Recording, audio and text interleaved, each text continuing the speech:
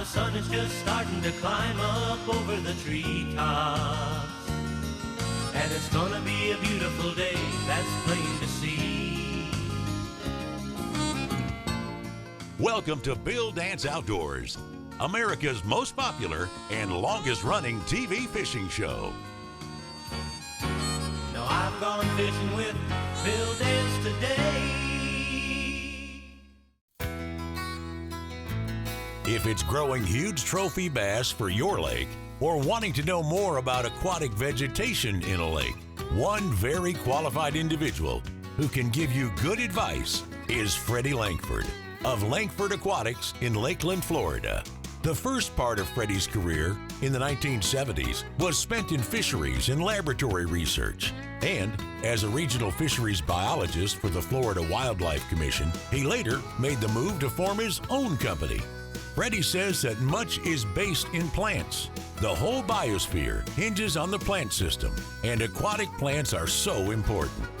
Let's head to the lake and meet with Freddy and see what he thinks about one particular form of vegetation.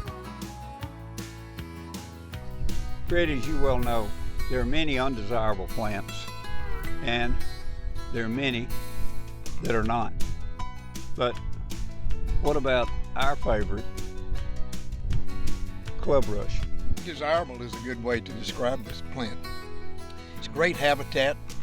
And the reason I think it's desirable is, I'll use one of the words you use to describe it. You call it sparse rush sometimes. It grows thick enough but sparse enough. Fish can use it for habitat, and fishermen can use it to access the fish. And it's in the sedge family, but it's in the spike rush genus.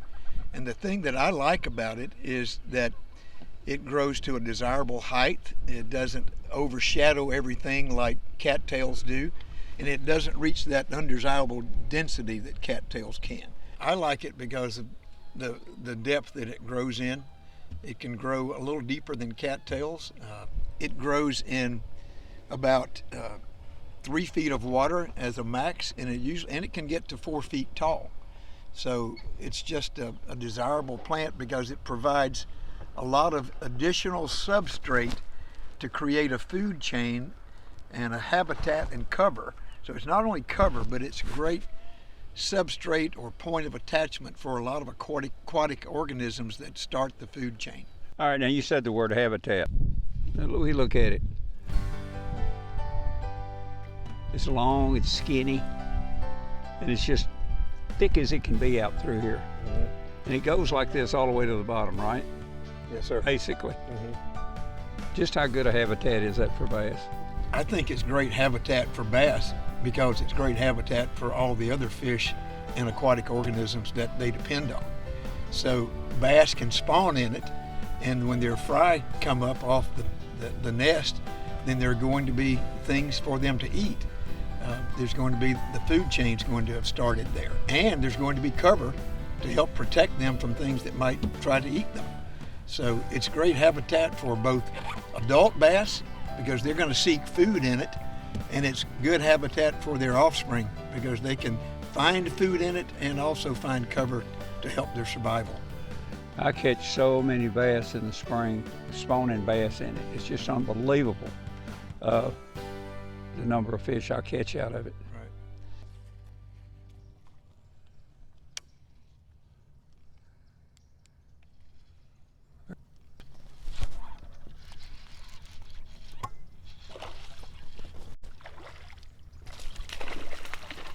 Hey, Buster. You little fat thing.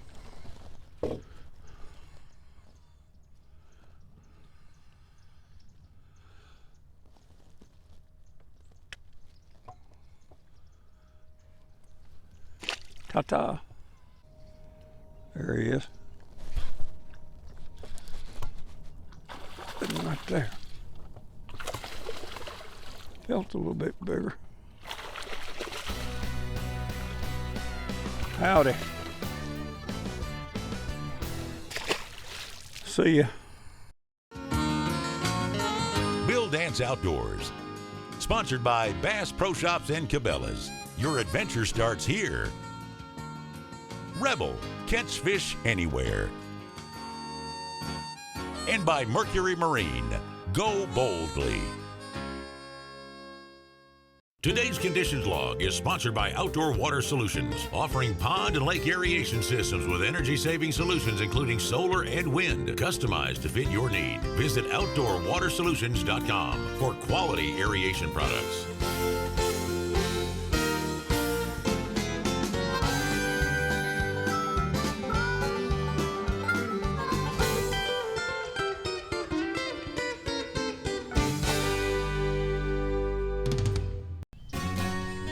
See him down there moving it.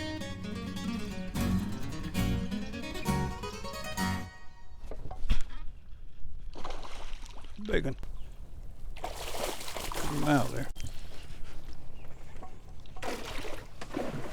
Wee.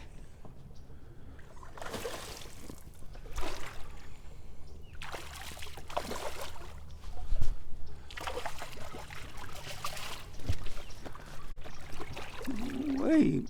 Big old fat thing, you. Missed you the first time.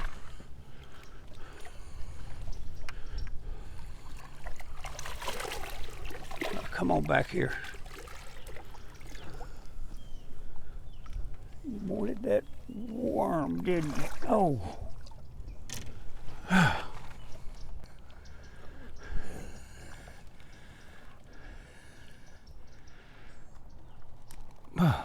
Oh, he tried to bite me. I can get you up there. Look at that big old fatty. Yes, sir. I saw him shake the grass.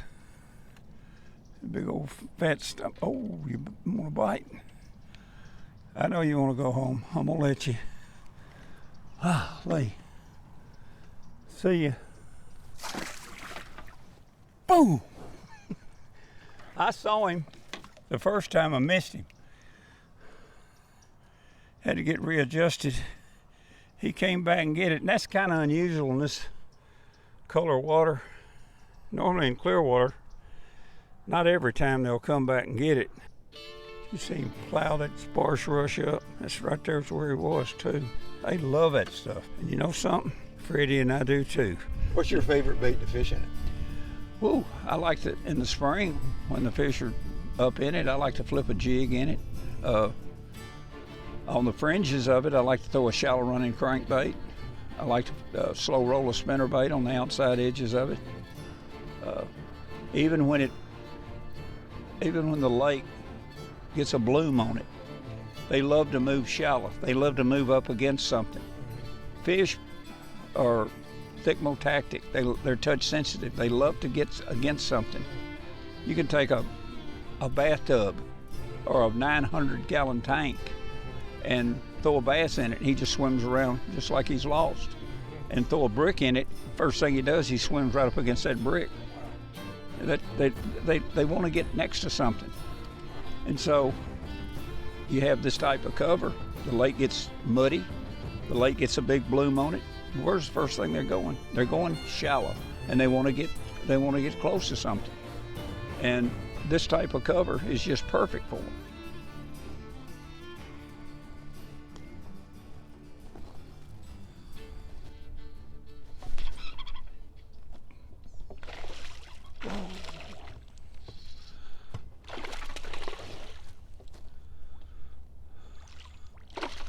You liked that, didn't you?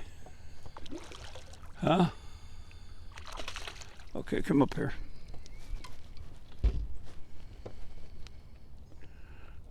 All right, where is it? I see it. Just be easy and I'll get it.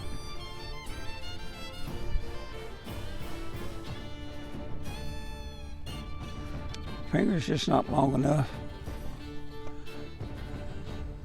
Healthy. Today's show is brought to you in part by Quantum Rods and Reels, Quantum Performance Tuned, Mystic Lubricants, Lubrication Domination, and Tracker Boats. Fish the finest. Today's equipment log is brought to you by Ego Fishing and their all-new S2 slider landing nets with the most advanced handle extension technology. Take the battle to the water with Ego.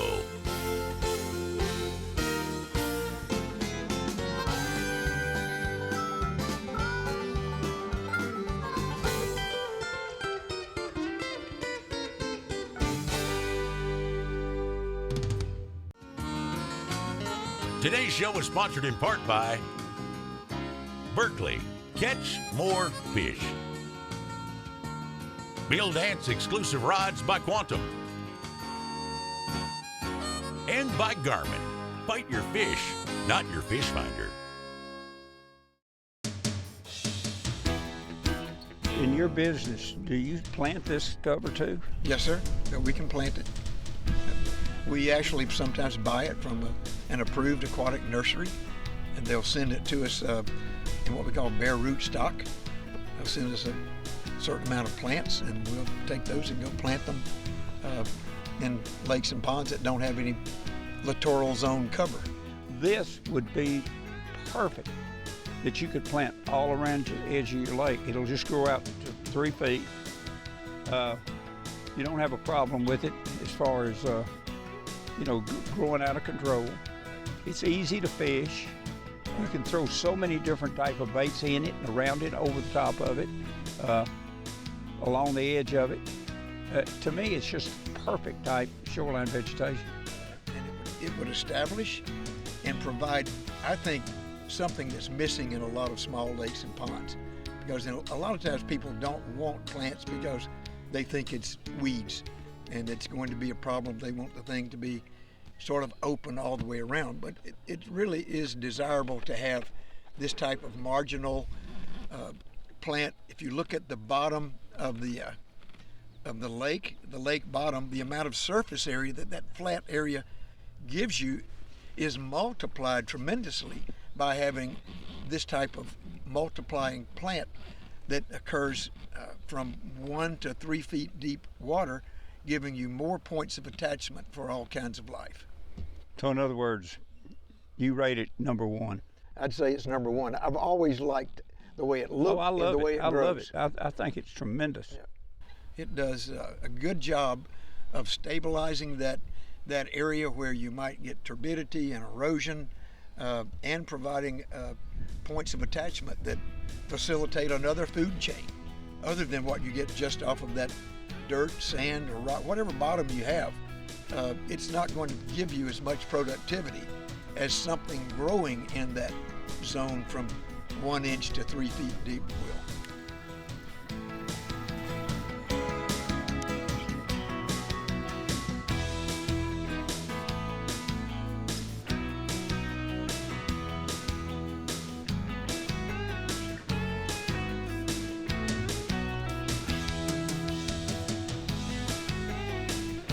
There's a fish right there. A big one too. Up, get out of that cover.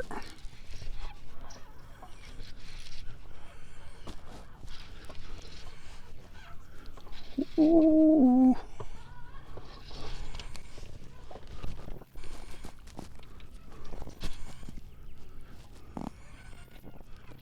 Oh, buddy. I got a big one on here too. I mean a big one. Oh, he is strong, man. There you go.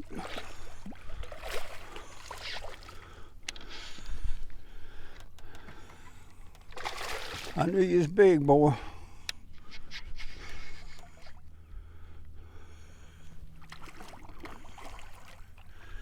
Boy, he's just a tremendous amount of energy.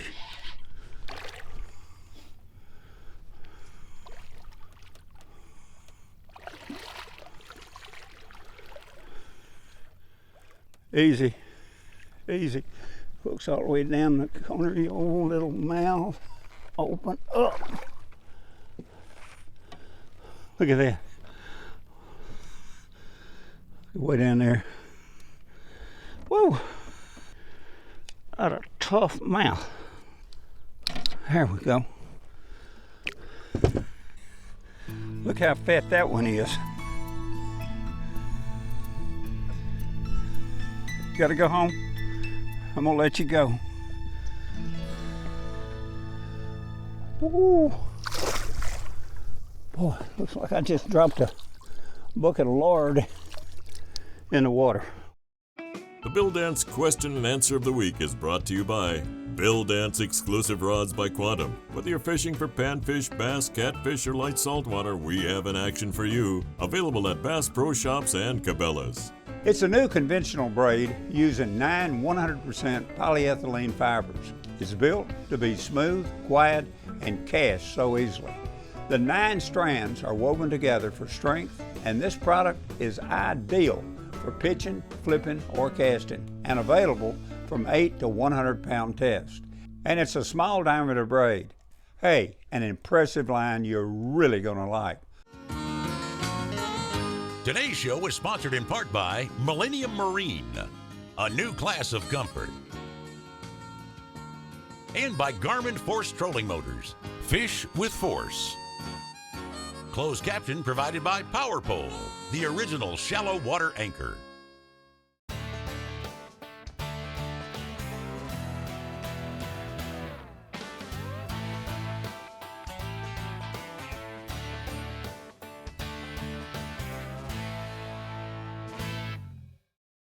Today's product tip is brought to you by Garmin and their GPS map series, chart plotter sonar combos. With advanced sonar technology like Chirp and exclusive Panoptix all-seeing sonar, you'll spend less time finding your fish. Let me show you an attractant that's highly effective. You know, I've heard fishermen talk about it for years, but I've never really tried it until just recently. I'm amazed. It's really powerful. This stuff really works. It makes any bait taste and smell alive. It's easy to apply with its trigger spray bottle. Shoots a stream or spray. Gulp alive, it really works. Come be part of Bill Dance Digital. Join us on Facebook, Instagram, Twitter, and YouTube. Follow us.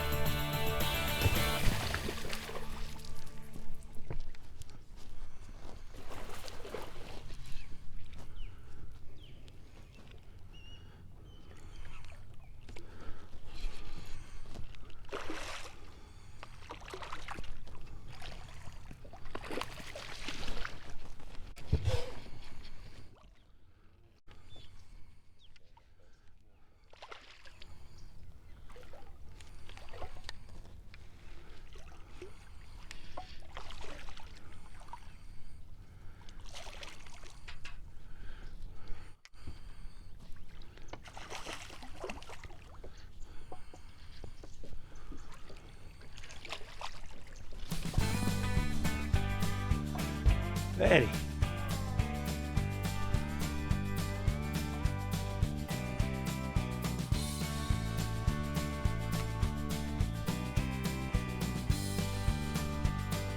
Ooh. Perfect dive. What we're using is a Bass Pro Shop 7-inch black ice ribbon tail worm with a 4/0 Gamakatsu EWG wide gap hook and a 1/4 ounce Bass Pro Shop slip sinker. And attached to that, we've got a Bass Pro Shop sinker stop. Ooh, right under the boat.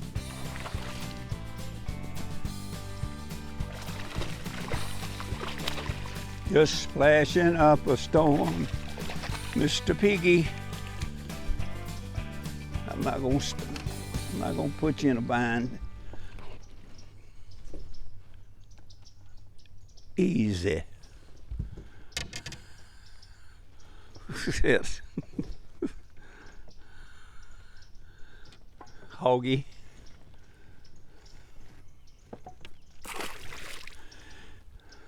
So you've got a small lake, 10 acres, 5 acres, 15, 20 acre lake, 30 acre lake, and you wanted some type of shoreline cover.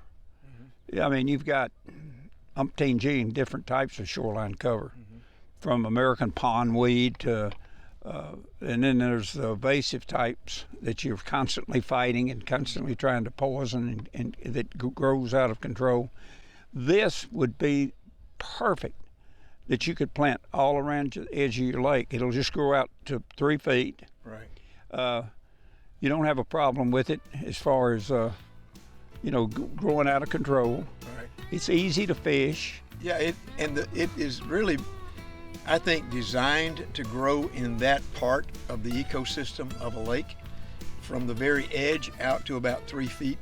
And the nice thing about the way it grows is it grows what we call vegetatively. It grows from rhizomes. So if you can imagine how Bermuda grass grows or other things, well, cattails grow that way. They grow laterally. The rhizome puts out another shoot and it sprouts up. And it also has seeds, but you can plant little plantings of it from what we call bare root. You can take a plant with a little bit of root and stick it in the ground, and it will multiply. So you wouldn't have to plant your the entire margin of your lake. I've learned a lot from you, and if you want to know more about this form of vegetation and how to grow trophy-sized fish, you need to give this guy right here a call. You can reach him at the number on your screen, 863-608-3887, or you can reach him. His email is flangford48@gmail.com. Thanks for watching Bill Dance Outdoors. Join us here again next week. Now I've gone fishing with Bill Dance today.